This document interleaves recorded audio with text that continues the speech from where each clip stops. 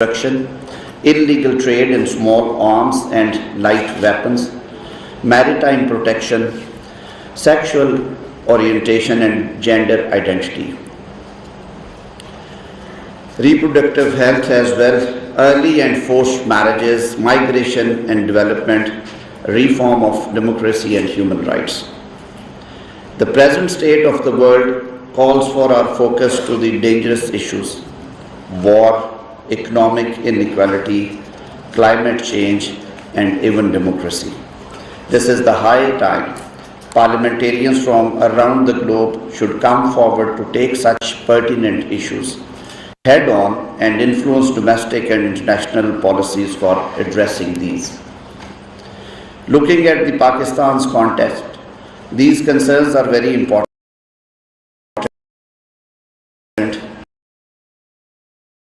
Where combating climate change along with political and we have lived in a situation dealing with the past and organizing development and peace in a difficult area. We strongly believe that the solution to problems that the world is currently facing is a global approach and cooperation, which is why we are happy to hold this meeting today. Having said that, I would like to highlight the challenges and factors that contribute to the variances in the implementation and adoption of reforming national laws in context to ICC. One of the key factors is the cultural and social context, like the laws reflect local values, norms and historical experiences, and we have to actually bring those in conformity. Political systems and institutions are the second element. Different governance structures, political ideologies and interest groups influence law reforms, and we have to deal with these. Then comes the economic conditions, of course, play a very pivotal and basic role. Economic development, resources and priorities impact law reform adoptions. And then come the legal traditions and frameworks. Indeed, we hail from different legal backgrounds. The civil law and common law are the two examples. Besides, countries adopt reforms at different pace due to varying capacities and priorities. Some countries adopt comprehensive reforms while others make incremental changes.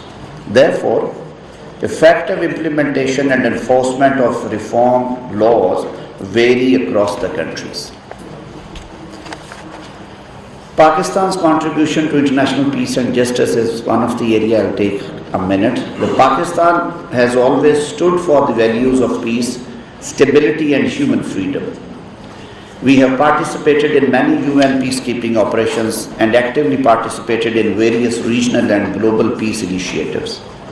We firmly believe in peace and peaceful solutions of the world disputes, including the issues of Palestine and Kashmir, which are facing serious violations of human rights. And when we talk about Gaza, the history will tell us that how painful this dispute is. Violation of human rights, and unfortunately world is failing to effectively intervene for peaceful solution of the conflicts. In this context, yes, complementary principle has been violated. The domestic jurisdiction issues are always on the table, and states are undermined by international criminal, and these issues undermine international criminal court rather than building capacity of countries to control through their own local laws the issue of genocide and crime against humanity. And we have to think, we have to learn lessons from history, that unless and until we don't go for a global approach, we will be failing in our duty as a nation, as a state, as member of this larger global community. We are committed to promoting human rights, social and economic development, and building resilience to climate change within our country, and to stand with all global policies and action plans. The legislation passed by National Assembly and Senate of Pakistan is of great significance for the rights of women, minorities and poor sections of societies. Moreover, we are not only victims but also advocates for positive actions. And I believe that the time would come when we would also be heading towards some positive actions for joining this club, the International Criminal Court.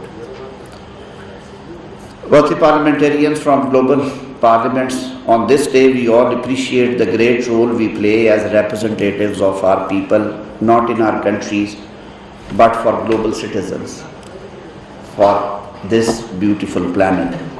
We need to give voice to voiceless, help those who need it most, and fight for global justice.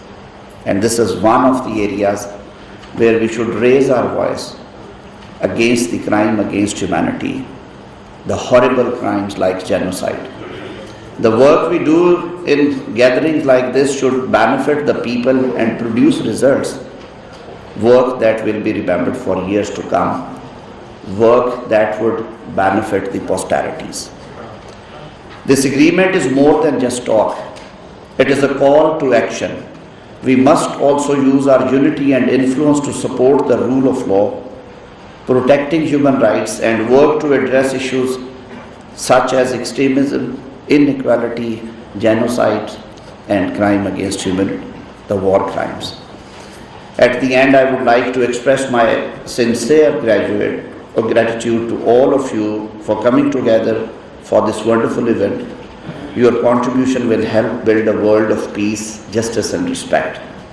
I believe that it is not too late to engage in dialogue, conversation, and work together to create an era of justice, peace, and prosperity for all across the world. Pakistan is working with the rest of the world to achieve these goals, and we look forward to working with each and every one of you to realize our shared dreams. Thank you very much.